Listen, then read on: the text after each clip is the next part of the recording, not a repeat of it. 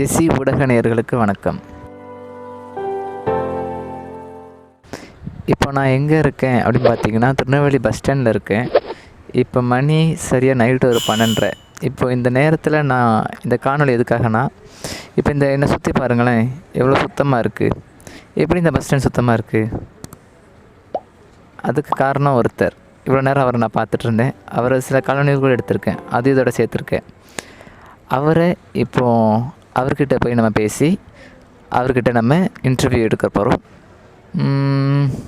எப்போவுமே நல்ல வேலை பார்க்குறவங்க அப்படி தேடி தேடி நம்ம போய் அவங்கள பற்றி நம்ம தெரிஞ்சுக்குவோம். இன்றைக்கி இந்த மாதிரி சாதாரண வேலைகளையும் கீழே இருந்து மக்களுக்காக எந்த எதிர்பார்ப்பும் இல்லாமல் வேலை பார்க்குறவங்கள பற்றி நம்ம தெரிஞ்சுக்க போகிறோம். இந்த காணொளி மூலம் தெரிஞ்சுப்போம். வாங்க போகலாம்.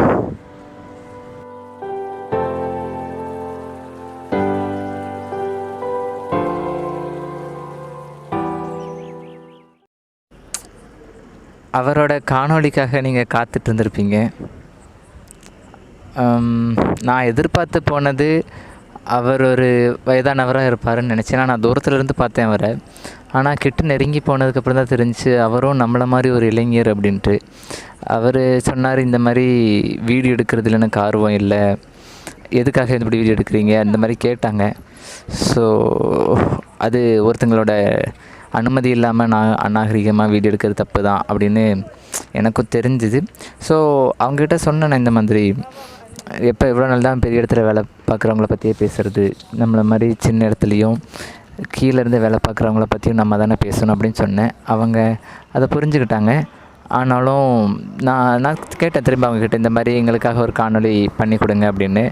அவங்க இல்லை, காணொளி பண்ணுறதுல எனக்கு விருப்பம் இல்லை அப்படின்னு சொல்லிட்டாங்க. இருந்தாலும் அவங்கக்கிட்ட ஒரு 5 நிமிஷம் பேசினேன். அதில் நான் தெரிஞ்சுக்கிட்டது என்னென்னா, அவங்க சொன்னாங்க, நான் வழக்கமாக டெய்லி இப்படி தான் வேலை பார்த்துட்ருக்கேன். டெய்லி எனக்கு நைட் ஷீட் போட்டிருக்காங்க. பகலில் கொஞ்சம் நேரம், சாயங்காலம் நேரம் வேலை பார்ப்பேன். அப்புறம் நைட்டு இந்த ஏரியா ஃபுல்லாக நான் சுத்தம் பண்ணுவேன் அப்படிங்கிற மாதிரி சொன்னாங்க. அதே இதில் இன்னொன்று குறைன்னு என்ன சொன்னாங்கன்னா, நிர்வாகம் சரியாக இல்லை அப்படின்னு சொன்னாங்க.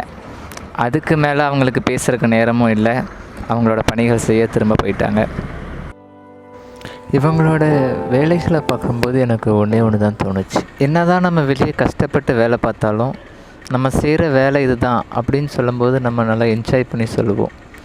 ஆனால் ஒருத்தர் அவரோட வேலை செய்கிறது பிடிக்காமல் இவ்வளோ கஷ்டப்பட்டு நைட்டில் வேலை செஞ்சுட்டு, இதெல்லாம் வீடியோ எடுக்க வேண்டாம், இதை வேலை செய்கிறது அது கஷ்டத்தோடு செய்கிறது நினைக்கும்போது ரொம்ப கஷ்டமாக இருக்குது.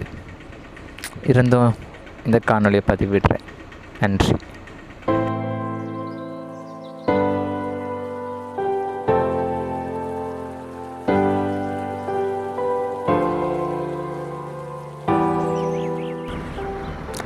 அடுத்த காணொளி வரை உங்களுடன் தொடர்ந்து இருப்பது உங்கள் ஜெரிஸ். நன்றி, வணக்கம்.